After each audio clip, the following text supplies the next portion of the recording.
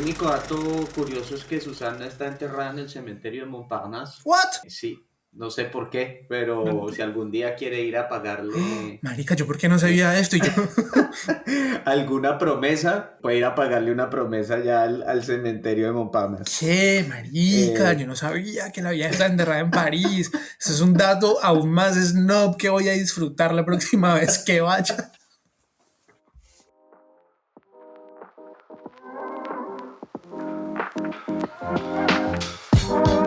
¿Qué me pareció? No, pues esa era una de las primeras cosas que quería decirle y es que creo que nunca había leído algo en donde quedara como tan clara esta idea de que el arte no debe tener ninguna función y que eso es como liberador, sobre todo para alguien que viene como de la pequeña burguesía como yo. Cuando yo tenía 4 años comencé a tocar violín y pues hice una cantidad de ñoñadas artísticas que se sentían también como una especie de escalera social, pero uno siempre, o por lo menos yo, siempre tenía como esa aproximación al arte desde la necesidad, como la necesidad de que significara algo, de que sirviera para algo y los momentos más, y solo fue como cuando ya tenía como 25 años, un poco 22, 23 años,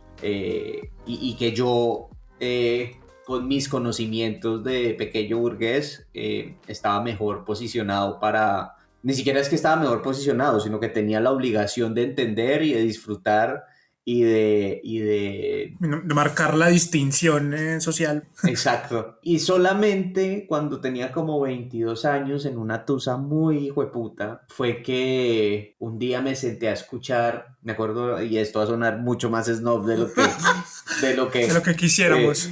o sea, sí, el concierto, en esa época me obsesioné porque era la época pre-Spotify Ujú. y en esa época me obsesioné porque tenía en mi iPod, imagínese qué época estamos hablando, iPod. tenía en mi iPod el, el concierto para violín de Sibelius Ok. y, Del cual y me vamos a poner un obsesioné con el... pedacito. Perdón, una nota de dirección. Del cual vamos a poner un pedacito.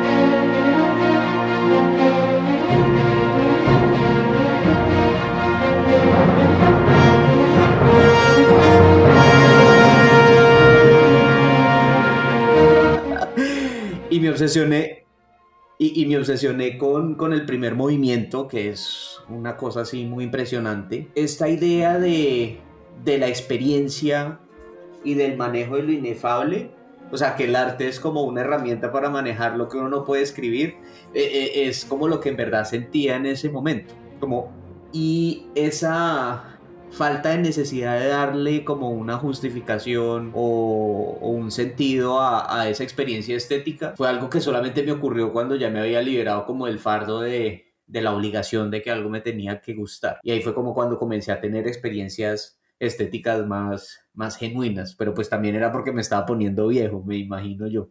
Eso como pequeña anécdota, pero entonces sí, para mí, esta idea de liberarme de... Porque la idea de que el arte tiene que tener un sentido, también lo encasilla a uno de cierta manera, es decir, uno tiene que ser lo suficientemente inteligente para entender el sentido o la función que el arte Sí. debe supuestamente cumplir, ¿no?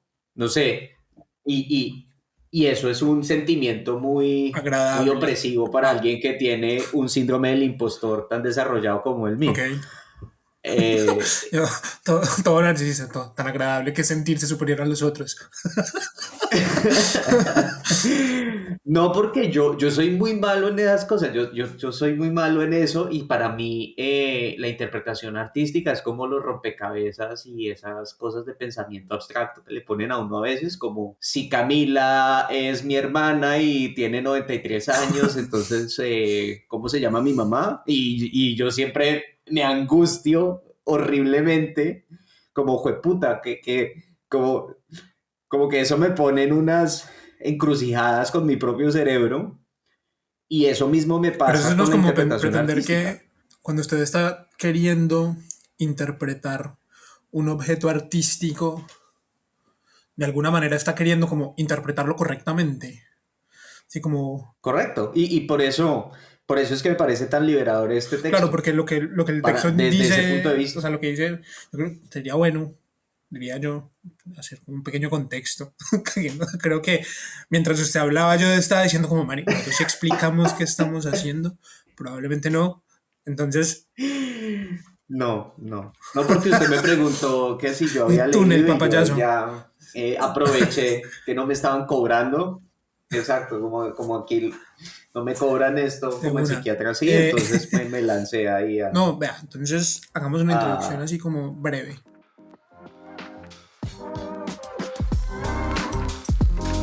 Hola a todos, todas, todes y demás identidades que para las cuales no nos hayamos aún inventado pronombres y palabras. Bienvenidos a un episodio, digamos, experimental de charlar un rato con, ya no sé qué nombre utilizar. no habíamos dicho Luis. Luis, vamos a Luis, seguir con Luis. Luis es chévere porque después pensaba que la E tenía un poco el guiño de lenguaje incluyente, como Luise. El guiño progre. El guiño progre, exacto. Entonces Ok. estamos con Luise. eh, Ajá. y pues yo, Miguel Hernández, a quien conocen de los otros podcasts de Pensar un Rato. Y después de mucho tiempo de no haber hecho charlar un rato, quisimos como hacer algo diferente y como más fiel a nuestra esencia de hombres blancos razonablemente instalados en el primer mundo, provenientes de las humanidades y de la pequeña burguesía y de una formación, digamos, con pretensiones intelectuales para hacer lo que mejor hacen este tipo de personas tan privilegiadas, que es explicarse cosas los unos a los otros en lo que hoy en día se conoce como un podcast. Y pues básicamente eso es lo que estamos haciendo después de haber leído muy detenidamente un texto que a mí me encanta y que Luis al parecer no había leído, cosa que me sorprende, que es sobre el estilo de Susan Sontag, que es una filósofa norteamericana muy importante del siglo XX, una ensayista, crítica cultural y... Cara, ya, pues tampoco creo que importa más, lo que importa es lo que dice Susan.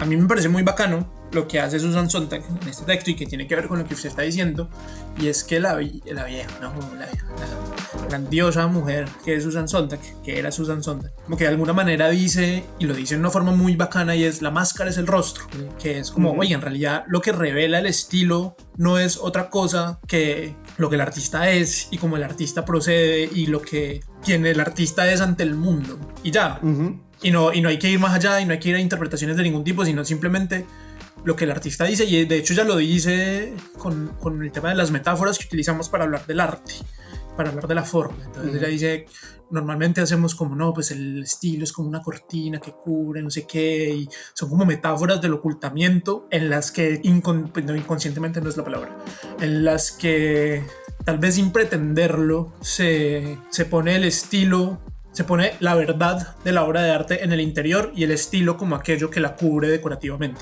Sí, y eso es lo que me pareció a mí, digamos, interesante, porque mi primer comentario era este que ya hice cuando me desahogué de las presiones que tenían mis padres sobre mí y la necesidad que tenían de que yo fuera alguien socialmente superior a lo que ellos fueron. Es que es un texto muy provocador porque en el fondo lo que dice es algo como, y para los que se escucharon en Pensar un rato la serie sobre el arte, es que desde Aristóteles estamos abordando este problema por donde no es. De cierta manera, ella sugiere que la idea de esencia y accidente, ¿no? Como que hay algo que está como que es el contenido y que es lo que define el arte o una obra, es distinta a la forma como esa obra se manifiesta en la realidad, que es también una idea muy aristotélica.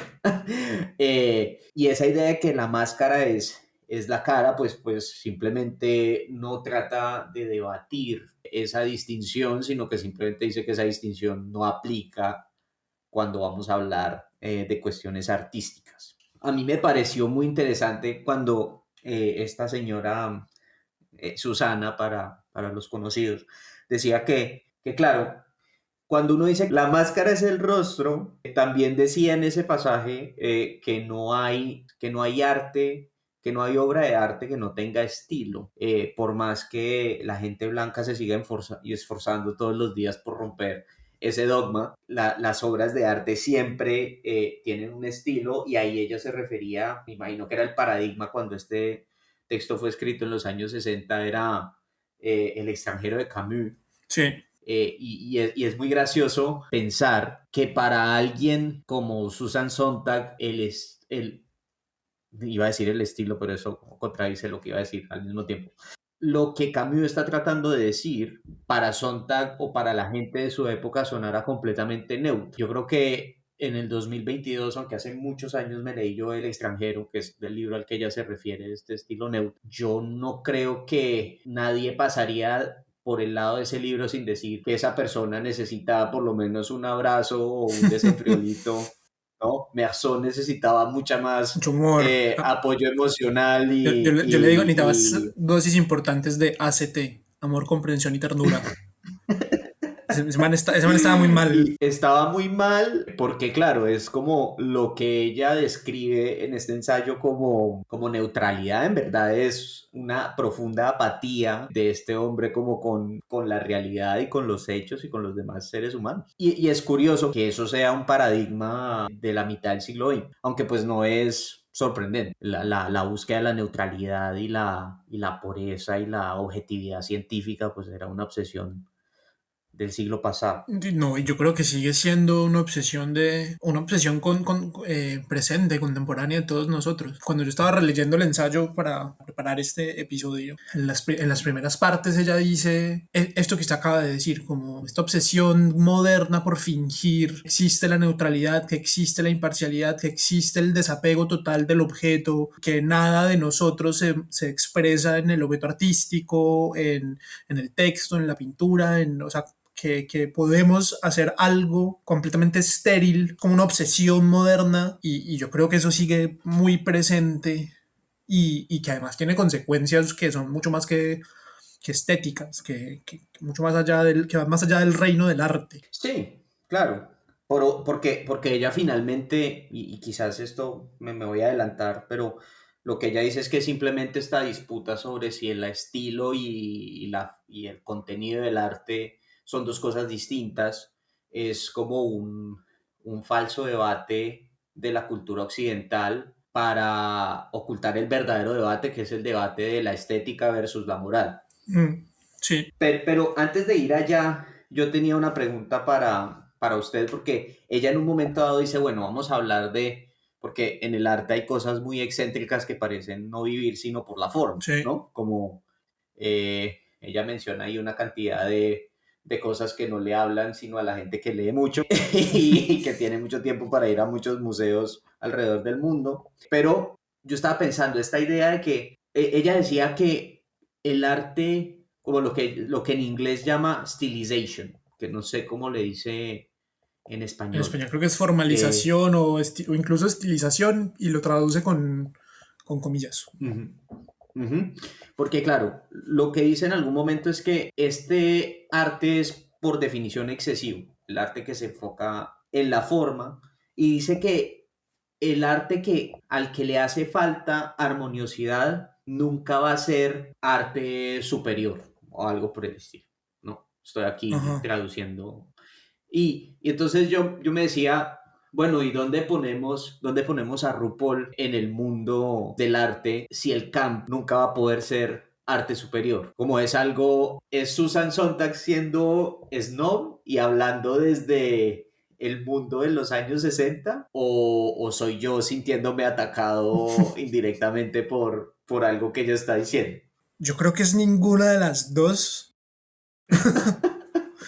Porque la pregunta es muy importante, es ¿dónde cabe, y que es algo que también o sea, dónde caben las formas de arte que no son sublimes a los ojos de una persona como Sontag. Pero es que yo creo que ella no, ella precisamente lo que está diciendo es todas estas huevonadas y adornos con los que nosotros construimos el gusto, al final no importan porque el objeto artístico en sí mismo, con su estilo, revela lo que tiene que revelar. O sea, no hay nada más, no hay nada que ir a descubrir más allá del objeto en sí. Y de hecho ella lo dice cuando habla de las metáforas. Y dicen, oiga, se usa la metáfora del ocultamiento, la metáfora de la decoración para hablar del estilo. Yo propongo que tenemos que usar es metáforas limitadas y concretas y describir los objetos artísticos y particularmente su estilo, que es la misma cosa, como experiencias físicas. Es un estilo concreto, un estilo duro, liso, o sea, caliente, o sea, usar verdaderamente el lenguaje de la percepción sensorial para describir el estilo, precisamente porque es la mejor manera de dar cuenta del estilo de la obra de arte considerada como una totalidad, como un objeto único. Entonces, yo lo que creo es que no cabe, o sea, cabe en el sentido de, pues, eso está conformado históricamente y pues obviamente hay artes eruditos, artes de élite, artes populares a lo largo de la historia, pero el estilo considerado generalmente como categoría, pues, en sí, no, o sea, puede prescindir de esas consideraciones y porque yo puedo apreciar entonces RuPaul y, digamos, toda la estética de drag y toda la estética camp, que de hecho ya tiene un ensayo súper famoso, Susan Sontag, sobre lo camp, como que fue súper pionera del asunto. El problema es que no tengo ese ensayo presente, pero lo que sí es que hay, o sea, lo que yo diría con mis muy limitados conocimientos de este mundo estético del drag y de el camp, yo creo que el estilo mismo que se representa en este tipo de arte es de la caricaturización del género y de la performatividad del género, y por eso se caricaturizan ciertas maneras de performar el ser mujer o el performarse ser hombre, se exageran con fin burlón o con fin para hacerlo más evidente o para resaltarlo. O sea, hay muchas maneras de proceder ante eso, pero finalmente eso de lo que está hablando es precisamente de, oiga, hay una cantidad de reglas que supuestamente son súper rígidas, pero que en realidad son fácilmente desarmables, como son las reglas con las que supuestamente deberíamos performar el género. Pero esa es como mi explicación de ahí sí, de hombre blanco heterosexual, cisgénero.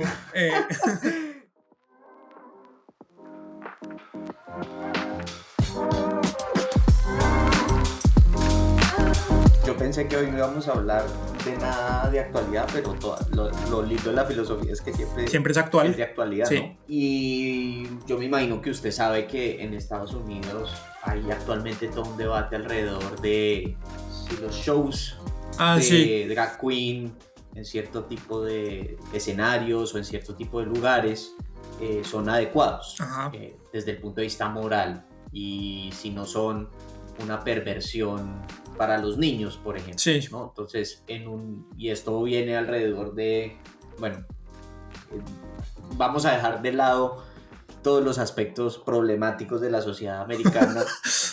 Vamos a hacer esa pequeñísima omisión metodológica. Es un pequeño caveat que básicamente deja por fuera a toda la humanidad en la actualidad. Pero, no, quiero decir, por algún motivo en Estados Unidos se volvió algo cool tener shows de drag durante el brunch del domingo. Y entonces la gente va en su vida suburbial con sus hijos y terminan viendo un show de drag. Y un show de drag normalmente es lo que se llama un lip sync, ¿no? O sea, como es una... Y todo lo que usted ya estaba describiendo, que el drag, yo no soy un experto tampoco, pero esencialmente la gran calidad del drag es la capacidad que tiene de mostrarnos lo poco naturales que son nuestra relación con el género, ¿no? Como que todo puede ser, ¿no? El género es algo muy cuántico y se puede expresar de cualquier manera en función de la perspectiva de quien lo esté mirando, en fin. Pero lo decía es porque Sontag dice que el estilo se ha usado tradicionalmente como una excusa ante lo perturbador o lo moralmente reprochable en el arte. Es decir, esto que estamos viendo, qué sé yo, un performance de un artista, yo me acuerdo en Pereira, hace muchísimos años, pero estoy hablando de 1998, cuando yo iba a mis clases de violín, que eran en el Museo de Arte. Una vez estaba en el Museo de Arte y había un performance. Y yo me acuerdo hasta hoy, el performance era había una caneca en la mitad. Yo no sé si usted visualiza el Museo de Arte, tiene como 3 pisos, pero el primer piso, o sea, como desde el piso 2 y 3 hay Que miran balcones, o al... sea, son abiertos y uno puede ver el Sí, primer piso. es como ese centro comercial, pero un poquito más bonito, como el centro comercial de Pereira, donde todos los balcones miran hacia una especie de panóptico. Es horrible que la unidad referencial para describir un museo sea el centro comercial, pero bueno, es muy adecuado para una ciudad como Sí, Pereira. sí. Pero entonces, Representa el estilo de una ciudad como Pereira. ¿Sí ve? entonces en el primer piso había una caneca que debía ser de unos 2 metros cuadrados de Ok, área, llena de yemas de huevos ok, o de huevos en general. Y en esa caneca, un hombre desnudo, ok. que me imagino que era el artista que estaba presentando su obra en ese momento, para que vea que Pereira es una ciudad muy extraña porque esto mismo Pereira es sucede, una ciudad muy ¿no? extraña. Y se sentó en la caneca, adoptó una posición casi como yogi, como de fakir, como la espalda contra el borde de la caneca de plástico. Era una posición muy incómoda y el tipo estaba desnudo, como se Ujú. veía sus genitales sobresalir de esa bañera de huevos. Y cada Ok, como 10 minutos soltaba una carcajada. ok. ¿Qué significa eso? No sé porque tenía 7 años, entonces yo no le puedo decir exactamente qué estaba tratando de hacer ese señor ahí. No, yo tampoco. Pues, no, yo francamente, pues eso que usted me está escribiendo es muy raro. Yo no, no logro, no logro interpretar nada. Pero lo Pero gracioso, creo que eso es el sentido. pero lo gracioso es cómo esta idea del estilo, o como esta idea de que era algo que estaba realizándose en un espacio artístico, le daba a él una licencia para ir más allá de los códigos morales, ¿no? Pero cuál era el código de la inmoralidad ahí? Pues el código de la inmoralidad era estar desnudo en un espacio donde había niños, donde había gente ¿no? Ah, sí. Ok, Sí, o sea, no estamos ok. en Berlín en los años, Sí, sí, estamos en estamos en Pereira Pereira y estamos en un en los museo 90. en los 90 y está este tipo desnudo en una tina llena de huevos, muriéndose de la risa, ¿no? Entonces, sí me parece interesante esa idea porque por ahí me parece que ella expande después a que el verdadero problema es moral versus estética. Porque el estilo simplemente se usa o lo usamos en Occidente como una manera de excusar el hecho de que nos gustan obras de arte moralmente reprochables o que no necesariamente podrían pasar todos nuestros juicios morales. Y esto Ajá. volviendo al tema de RuPaul y la importancia de este señor, esta drag queen para el mundo moderno, es que ahí el arte nuevamente del drag está en el centro, en el ojo del huracán, por una lectura esencialmente moral. Y digamos que esa contraposición es la misma que aparece en este texto, es lo artístico versus, ¿no? La experiencia estética versus la experiencia moral no, perdón, versus la moral como sistema normativo, ¿no? Como sistema de conducta, prescriptivo de conductas, y ese clash, esa colisión pues no tiene como una forma de resolverse. O sea, lo único que uno puede decir ahí es, pues si la moral de la gente de la Florida es dejar que a los niños los maten con armas, porque ese es como el perfil moral de esa sociedad, dejar que a los niños los maten con armas en los colegios por el carácter sagrado que las armas tienen, pero impedirles ver shows de drags en los fines de semana, ¿qué hacemos con el arte en ese contexto? No, pues es que, como así? Pues eso es, pues ahí está jodido. O sea, es que la democracia gringa va a caer. Esa gente ya baila. Sí, De pero verdad. O o sea, sea, no quiero ser grosero, pero a mí solo me sirven los gringos de ejemplo para lo que estoy queriendo decir. Es decir, sí, sí, sí, claro, pero digamos, o sea, yo creo que ahí lo que o sea, es que es diferente porque ahí no es un problema de estilo. O sea, no, no es un problema, no es un problema de estilo, sino simplemente de lo que ese estilo está expresando y de cómo eso que está siendo expresado tiene o no cabida en digamos, el entendimiento moral de la sociedad y de su manera, pues, de plantear unas normas de, oiga, no deberíamos permitir que los niños vean eh, personas con rasgos masculinos pero con tetas porque puede ser muy confuso para ellos y no sé, cualquier cantidad de argumentos estúpidos con los que defiendan ese tipo de vainas, no importa. O sea, sí importa, sí importa, pero no importa. Ujú. No, claro, pero Como eso revela el verdadero debate. que así que es moral o que es la pregunta por la moral y por la estética. Ujú, Yo creo que Sontag lo resuelve muy bien ujú, porque lo que ella dice es finalmente lo que permite el arte y lo que permite un arte con un estilo superior es procurar experiencia moral sin el problema de las consecuencias, ujú. que es todo el enjeu, ¿cómo se dice enjeu en español? Qué feo no saber Entuerto, todo el, el, todo el, toda la cuestión. toda la cuestión, si no es lo mismo, pero bueno, toda la cuestión, se me olvidó lo que iba a decir, por estar pensando en huevonadas. Puta, ¿qué iba a decir? A ver, usted está diciendo que Sontag lo resolvía muy bien. Ah, sí, porque entonces la obra de arte como objeto estético y particularmente como un objeto estilístico que lo que hace es procurar experiencia moral sin el problema de la moralidad que es las consecuencias. Ujú. Sí, entonces lo que es chimba el arte, lo que permite el estilo es tomar distancia frente a cosas que pueden ser problemáticas. Entonces, no sé, si por ejemplo usted le... O sea, es como si, mejor dicho, con la lógica estúpida de los gringos, que es una lógica que en defensa y en justicia de los gringos se replica en muchos otros lugares, probablemente por culpa de ellos también, pero pues bueno, ya no los podemos responsabilizar de la viralidad de la estupidez. Bueno, pues sí, en realidad sí deberíamos, pero bueno, eso es otra discusión. El punto es que con la cantidad de argumentos estúpidos que los gringos utilizan para decir que es imperdonable que les muestre que los niños estén en un centro comercial, porque obviamente allá van a estar un domingo, y que en el mall haya un show drag, que además ni que es un show drag con contenido sexual, sino simplemente una persona performando de una manera que puede ser caricaturesca con respecto a los roles de género y haciendo lip sync, que además es chimba, o sea, quiero decir, me parece muy bacano ver a la gente que hace lip sync. Sí, a mí también, O aunque sea, tengo... es potente, a mí me parece que todo el trabajo de coreografía, es decir, a mí, al final lo último que me importa es pensar si la persona que tengo ante mí haciendo eso corresponde a un género o a A mí otro. lo único Pero pues bueno, que me disgusta de esos performances es, pero esto tiene que ver también con la relación tan enferma que tienen los gringos con el dinero, es la costumbre que tiene la gente de tirarle billetes de $1, de $2 a los drags uy, no sabía, mientras están en el escenario. no tenía ni idea, no me extraña, no tenía ni idea. ¿Nos sorprende? No, No pero, nos sorprende, nos decepciona tanto como siempre.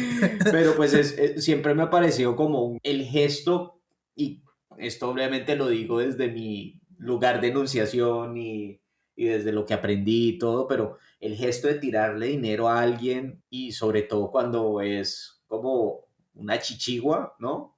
Me parece que Mm, hay maneras más, o sea, como que hay cierta degradación del destinatario con ese gesto. claramente, claramente. Si Pero, busca ser degradante, pero pues nuevamente, pero no sé si gringos busca bien ser gringos. degradante porque es como, porque cuando uno va, casi que hay que tener listos, porque es como las propinas, hay que tener listos los billetes para poder tirar porque hace parte de la experiencia, ¿no? Sí, pero yo creo que eso debe ser muy similar, guardando por supuesto las proporciones, a decir que si usted en la década de los 30 iba para Alemania y lo llevaban de parche a, no sé, marica, progromos o alguna huevonada así bien densa, pues usted tenía que hacer parte porque pues hacía parte de la experiencia. Mm. Sí, como obviamente guardando las proporciones, pero todo esto para decir que yo no creo que estemos muy lejos de que los gringos empiecen a hacer prácticas similares a los progromos contra la población trans.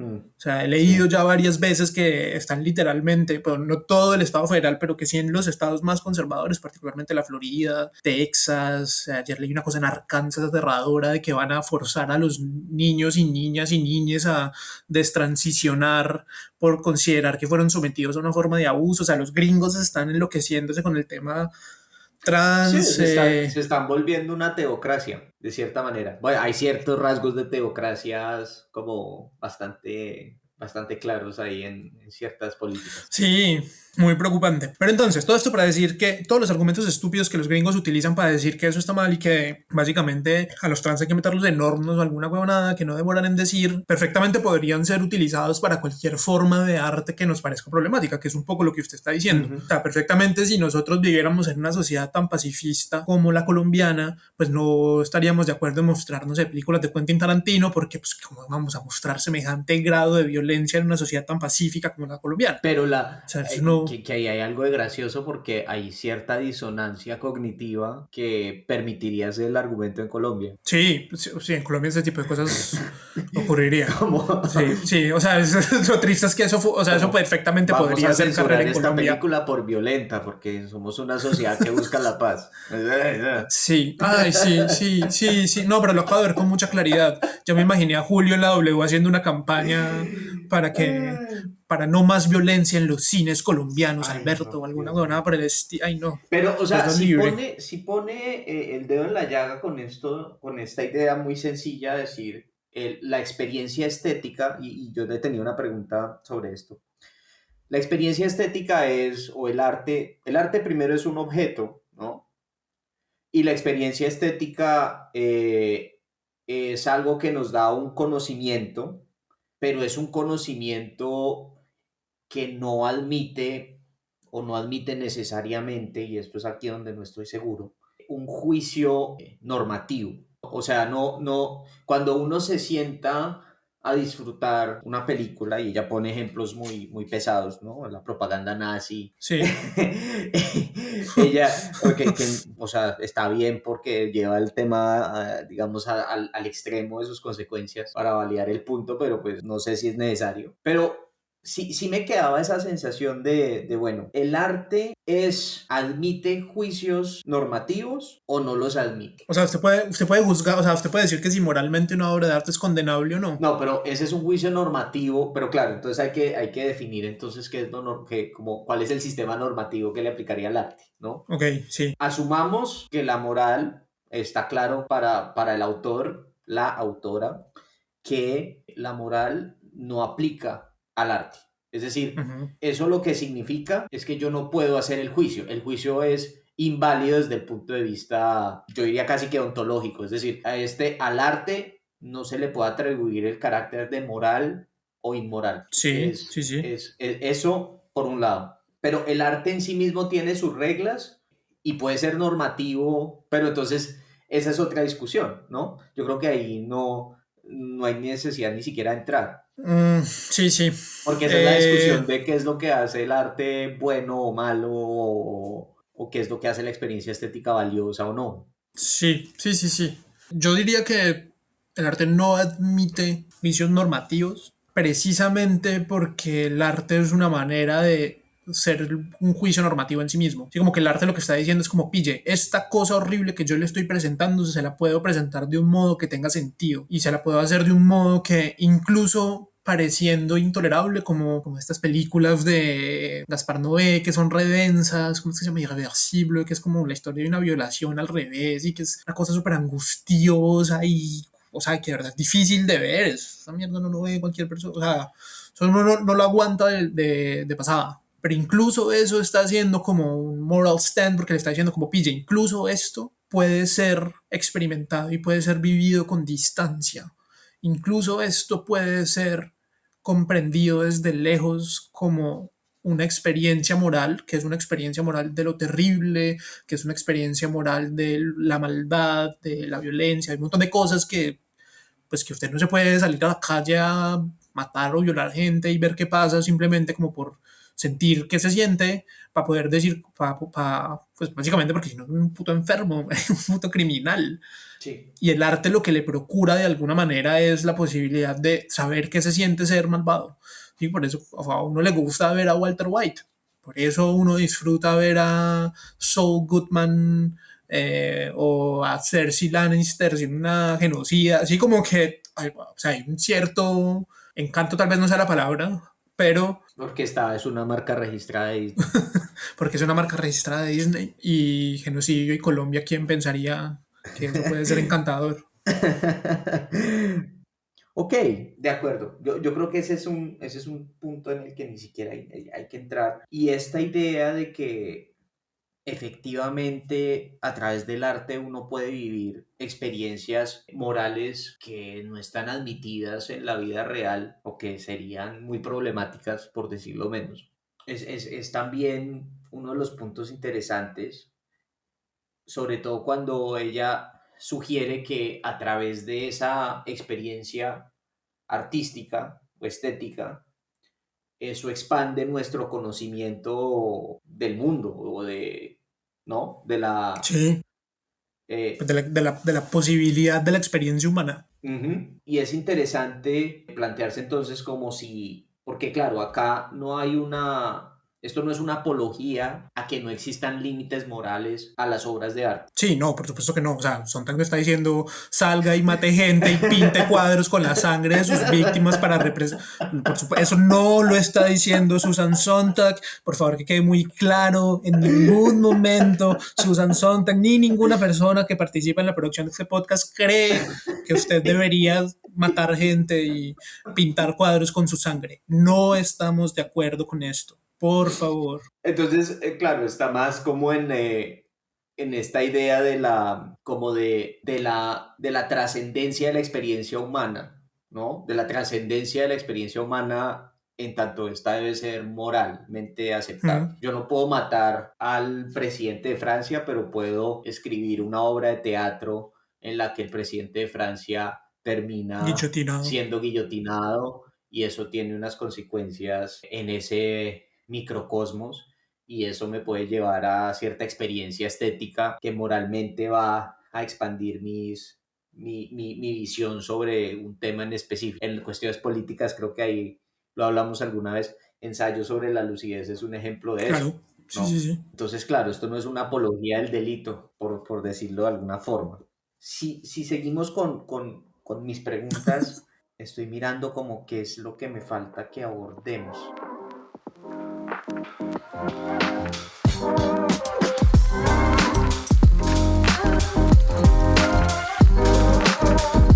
Entonces, si tomamos este marco teórico y los argumentos de Sontag, una obra de arte no tiene como función dar un mensaje, transmitir una idea o ¿no? llevar necesariamente como esta idea de que yo hago una obra de arte porque quiero mostrar X, Y, Z a la sociedad, Sí. porque eso es una lectura necesariamente atravesada por, diría yo, según Sontag, la historicidad por una parte, es decir, el contexto cronológico y de eventos históricos en el que esa obra de arte se escribe o se destina a una cierta audiencia, y moral, porque claramente cuando uno quiere dar un mensaje, la mayoría de veces es para decir que algo está bien o está mal.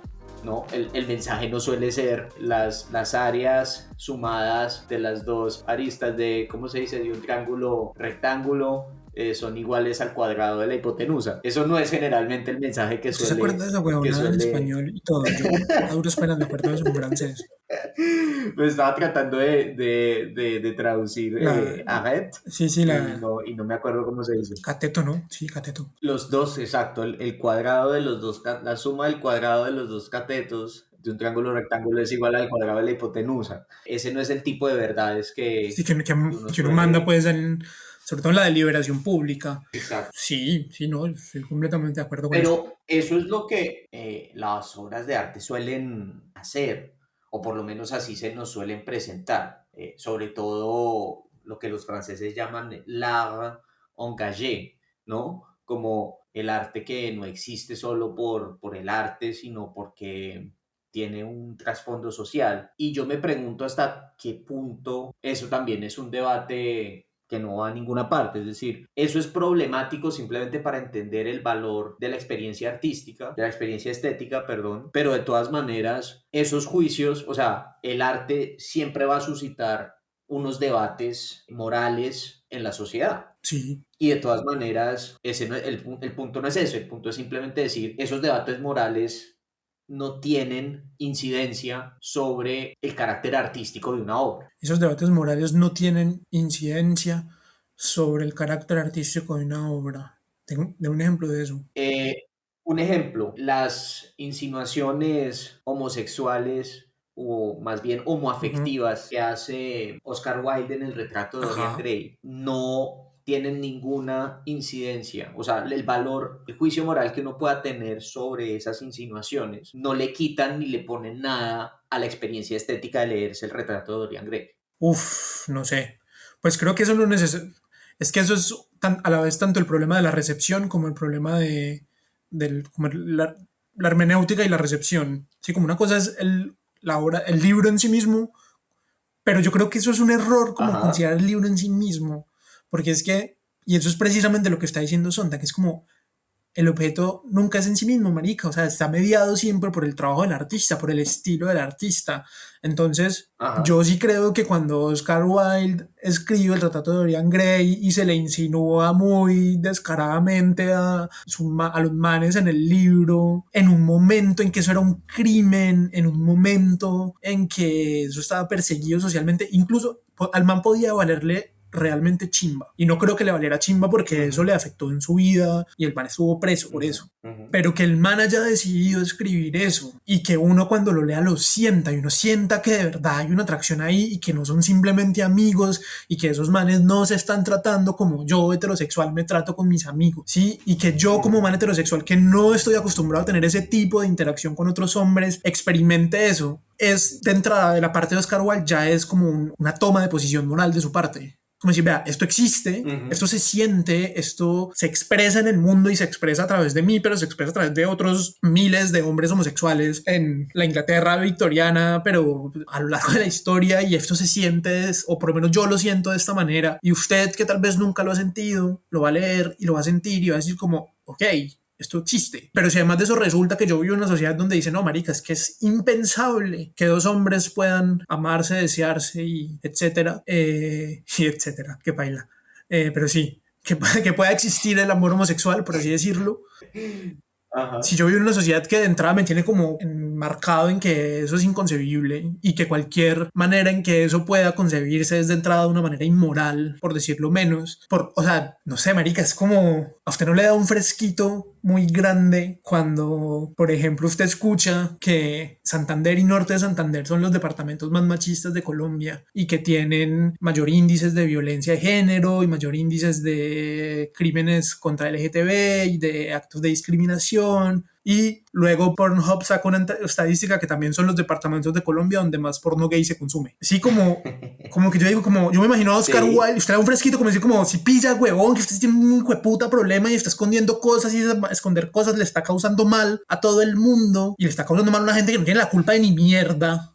Entonces, Y espera, claro, espera, y que Wilde, o sea, yo lo que me sí, imagino es en una situación similar, es a Oscar Wilde que escribe esto y que se imagina un posible lector que probablemente es homofóbico y tiene un montón de homofobia internalizada y que va a sentir como, ve, este par de huevones están como raros. Como hay algo aquí que no me trama, que yo estoy sintiendo y que se contradice con lo que a mí me han dicho que el mundo es. Eso es Oscar Wilde teniendo una postura moral y su obra de arte teniendo un efecto moral en el mundo, o sea, moral materialmente. Y en ese sentido, yo sí creo que el juicio moral cabe. claro, pero entonces ahí de lo que estamos hablando, más bien lo que termina sucediendo es que el hecho de que el arte o que la experiencia estética trascienda o esté o no admita per se un juicio moral, no permite o da la posibilidad de que esa obra de arte sea transgresora y la transgresión siempre es lo que finalmente puede llevar a cambiar el perfil moral de una sociedad. O sea, por perfil moral, estoy usando acá palabras de ya no me acuerdo qué filósofo es, del derecho, por cierto, es el conjunto de prescripciones que existen en una sociedad y que por una razón moral consideramos que son obligatorias. Sí, Entonces el arte, digamos, la conclusión que yo me llevaría de la discusión que tuvimos hoy, y si una conclusión puede existir, ok. es que hay un gran valor en que el arte pueda entenderse completamente desapegado de la moral, hay un gran valor, una función social importantísima de que el arte pueda transgredir. Claro, pero y es eso, y ella lo dice, ay, ¿cómo es que lo dice? Ella dice que todo acto de estilo, todo gesto estilístico es ante todo una decisión epistemológica, porque es la manera en que usted decide insistir en algo, mostrar algo, ya sea porque lo dice de una cierta manera, porque lo pinta con un determinado color, por todas las técnicas que un artista puede utilizar para hacer que un determinado objeto aparezca de una cierta manera, que es la experiencia estética que procura, pero esas decisiones que toma el artista son también una actividad moral. Y eso es lo que a mí me parece fabuloso de Sontag, que ella le dice: vea, usted lleva toda la vida pensando que el estilo, la forma, y se pelea porque es que debemos juzgar moralmente las obras de arte, los artistas, y te dice: no, párase, porque cuando usted está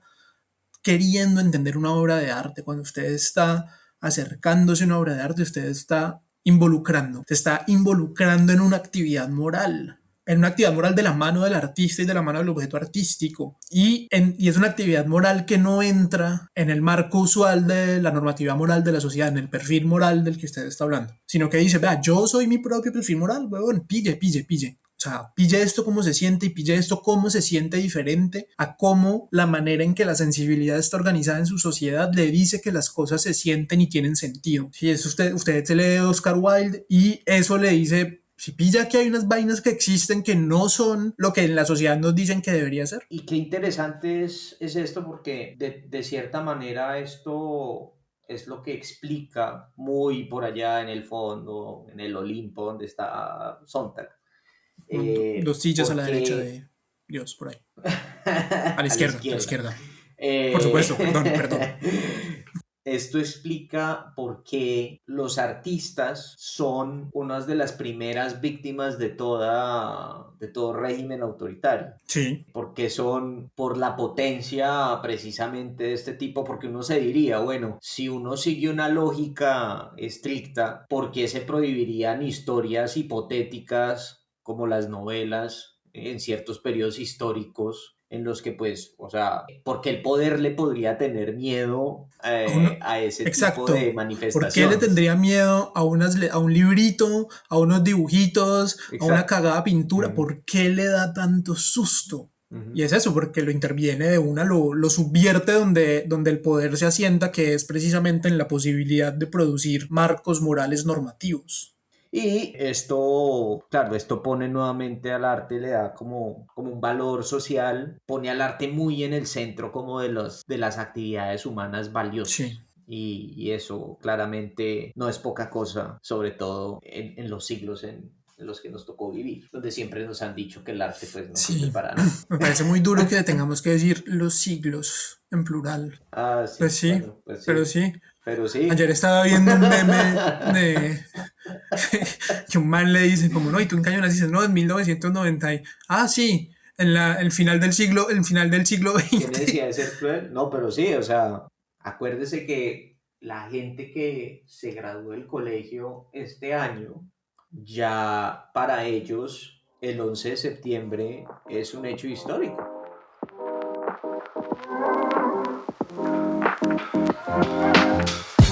Dejamos hasta aquí esta conversación experimental, que en realidad lo que pretende simplemente es ser más auténtica, aunque claramente está editada y eso implica un cierto grado de artificio. Nuestra idea es reunirnos cada 2 o 3 semanas a conversar sobre un texto que hayamos leído juntos, y pues seguramente tendremos algunas notas preparatorias o preguntas que nos quedaron tras leer, pero en principio no habrá guión ni estructura subyacente, y si la hay es más por deformación profesional nuestra que por intención real de que la haya. Todo esto, aunque auténtico en su performatividad, son decisiones de estilo. Alejarnos de un guión, leer juntos, conversar sin intenciones didácticas, son nuestra manera de insistir sobre temas, problemas, formas o experiencias que nos parecen que merecen reflexión. En fin, los demás podcasts de Pensar un Rato seguirán saliendo. Ya viene la 4ª parte de la serie sobre el Estado, más filosófica que nunca, y en algún momento pronto volverá el mini podcast de poesía. Si quieren apoyar el proyecto Pensar un Rato y todos mis demás esfuerzos creativos, que incluyen cuentos, poemas, recetas, diseños de muebles, diseños de casas autosuficientes, actividades pedagógicas, juegos filosóficos, canciones y cualquier obsesión ocasional, pueden hacer 2 cosas: La primera es compartir PUR en todas sus redes sociales, comentar los episodios, criticarlos, recomendarlos, debatirlos y conversarlos con todo el mundo. Mejor dicho, sean influencers de PUR, gratis obviamente. La segunda, menos espectacular pero con mucho más impacto material y moral en el mundo, es apoyar PUR en Patreon, es decir, ser un mecenas de PUR, que es dar algo de dinero mensual para sostener el proyecto. Pueden hacerlo accediendo a www.patreon.com/pensar un rato y donar. Y ya, eso es todo. Gracias por escuchar y nos oímos pronto.